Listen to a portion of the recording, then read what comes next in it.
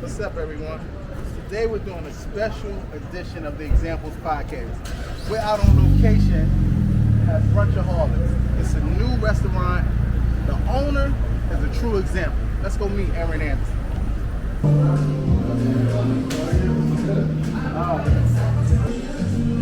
We might get to taste the food today, but we're definitely going to have a conversation. We're definitely going to show why this man is an example. What's up? We're here at Brunchaholics. And we're here with the extraordinary businessman, Aaron Anderson, who's a true example. This man has had, what, how many franchises now? Probably this is my, three, but this is actually one that I own. You own it? Yeah, I'm the franchise owner. Oh, wow. Yeah, so I transitioned. Wow. Yeah. I love that. So let's get into it. Sure. Who is Aaron Anderson? Oh man, I'm just a guy, humble guy from Philadelphia, born and raised. Spent the majority of my life in, Delaware in South Jersey. Yeah. And just been an entrepreneur my entire life. I love that. I love that. So what made you, what's the drive and the idea to come up with ideas like this, like to do a franchise? Like, what drives you to do this? I mean, being an entrepreneur, part of it is that you want to invest in something to where nothing can affect it. So, for instance, it's essential. So, COVID or anything happen, everything else shuts down. Businesses slow up, but you still got to eat. So, it's just something that you can't stop it. So, I think businesses like that you invest in, you kind of more guaranteed that you'll have a better success rate. Yeah, I noticed that you opened one of your businesses during COVID. No, how about this? I opened it the day before the whole country got locked down. Wow. Yeah. So And it still thrived. So definitely it did. Instead of closing down like everybody else or whatever, I just pivoted to doing third party delivery like DoorDash, Uber, and all those things. And then from a brick and mortar perspective, I took advantage of it because at that time, people weren't looking into new spaces or anything like that. So for me, it was just more of, okay, now I know I can get this location at probably a fraction of the cost. They weren't really charging that much. So No. I like that. Yeah. So what made you, like, when did you know being an entrepreneur was like in the cards for you? Like, what made you like, I'm gonna be an entrepreneur, I'm not working for anyone?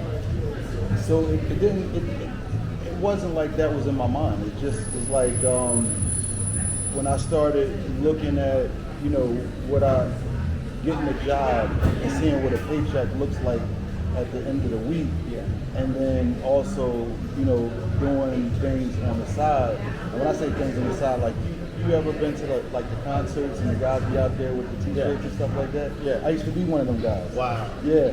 So I'm like, So the hustle was already there.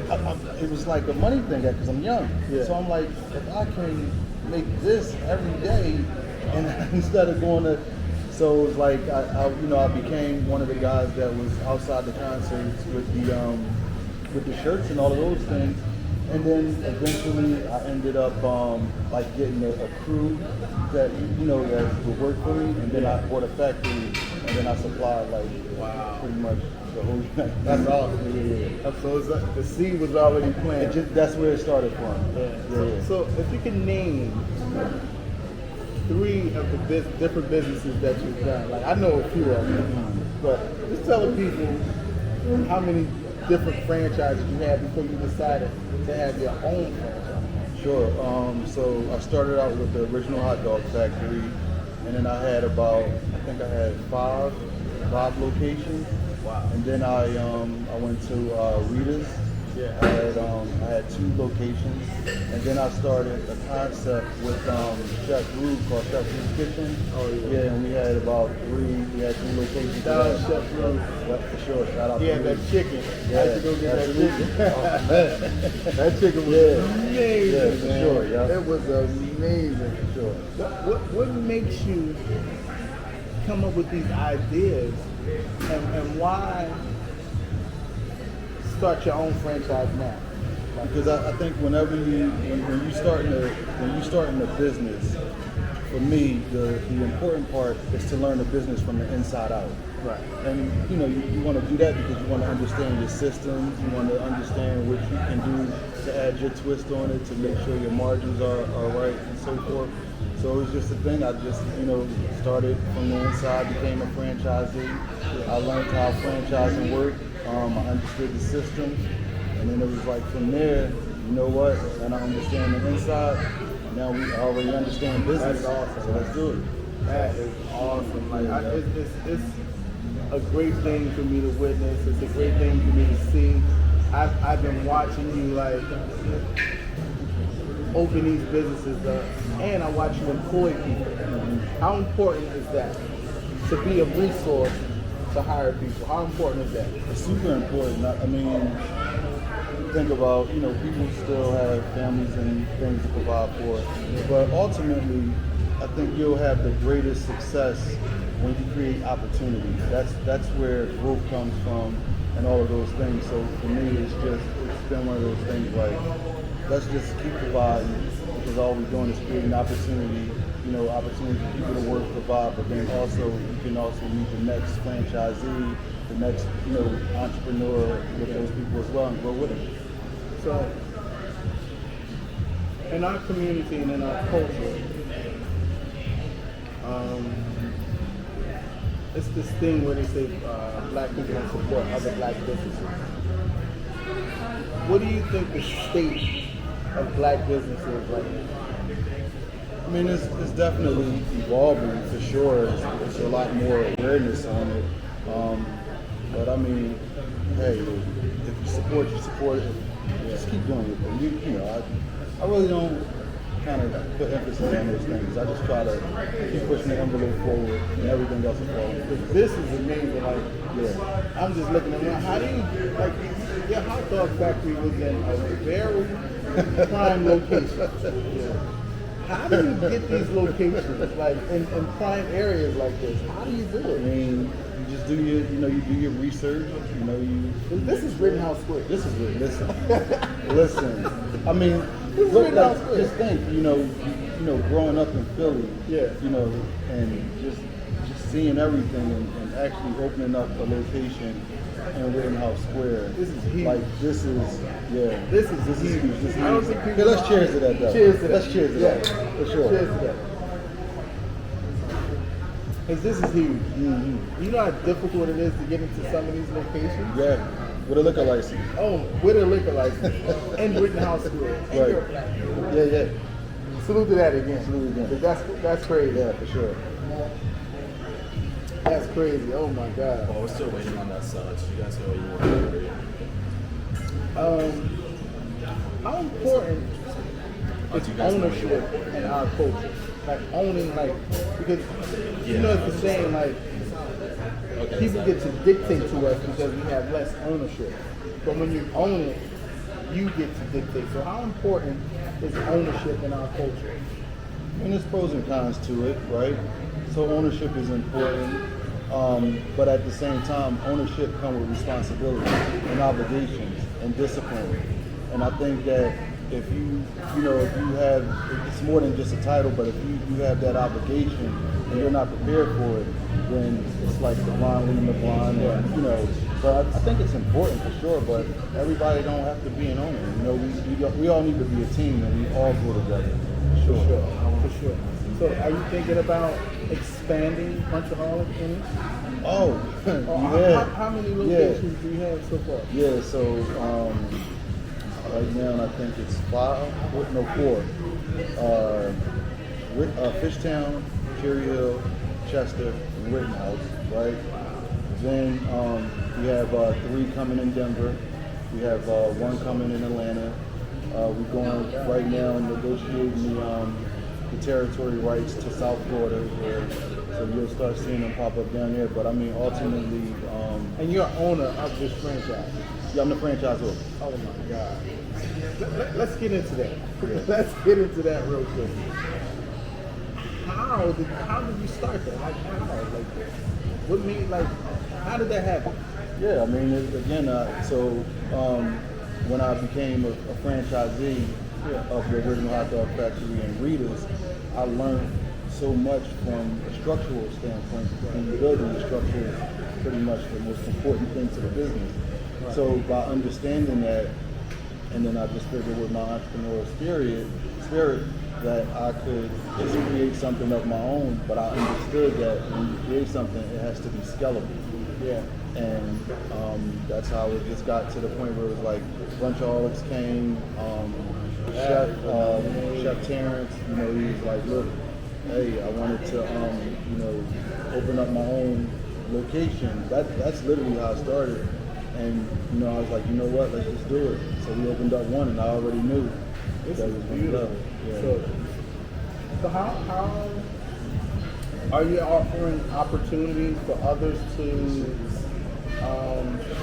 like purchase a franchise, Yeah. like to get involved? Absolutely. Yeah, you could go on.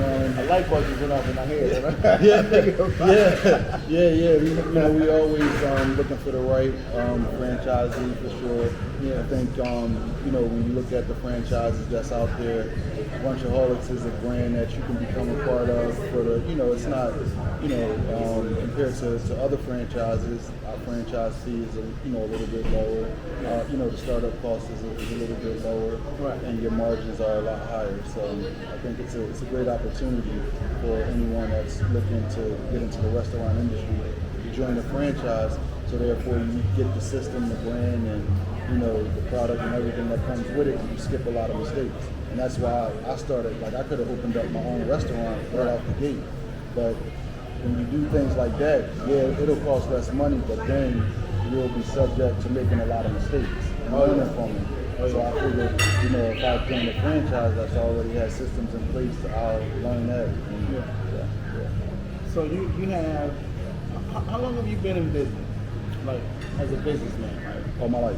your entire life? My entire life. I think I had two jobs. And then after that, I just been, yep. Salute to you. Yeah, thank you. Salute to you, man. I think it's very important to showcase individuals such as yourself. You're a self-made man. I've watched you over the years do some great things. I've watched you have multiple businesses, and I used to be like, yo, man, and I used to watch you. Your pull-up game is like, Yeah. God, like, what is this guy doing? And I smoke cigars, so I used to watch you smoke cigars, so I'm like, okay. Yeah. I definitely need to tap it. I got to tap into his brain, because he's somewhere else. Whatever he's doing it the right way. Yeah, man, you make me feel good over here. Man, listen, it's not every day, man, we get to salute our brothers like this, man. And here at Examples Podcast, we want to put light on people who are doing amazing things in our community, people who are resourceful. You have resources, like you have businesses, you have your own franchise that people can work. People can, how can a person get a job? Like if they want to apply for a job here?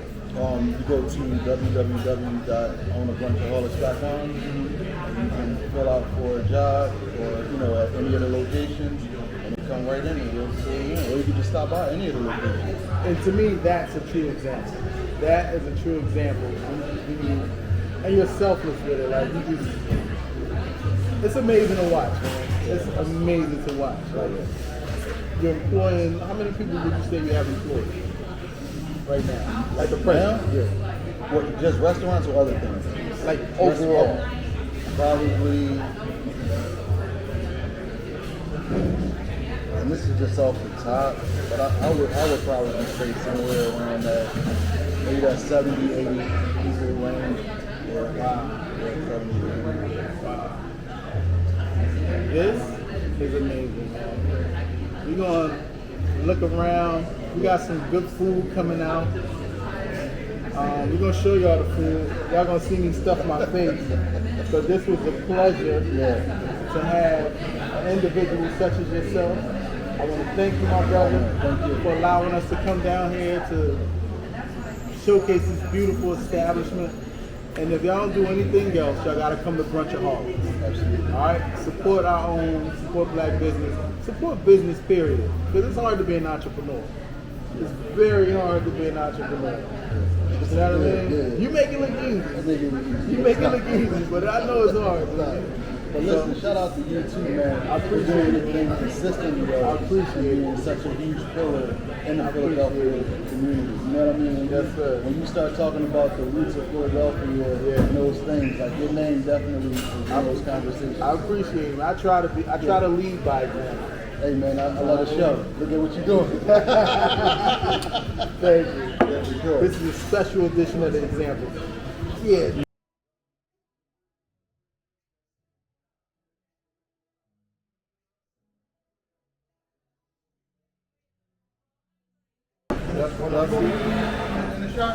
Yeah. Y'all see what's going on here? This is Brunchaholics.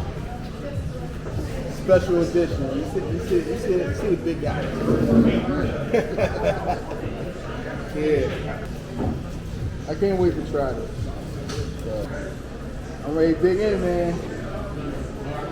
I'm ready to dig in.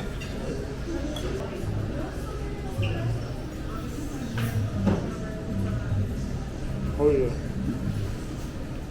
Oh yeah. Leave the cameras on. Leave the cameras on. As my homie O'Malley said, leave the cameras on. Leave them on.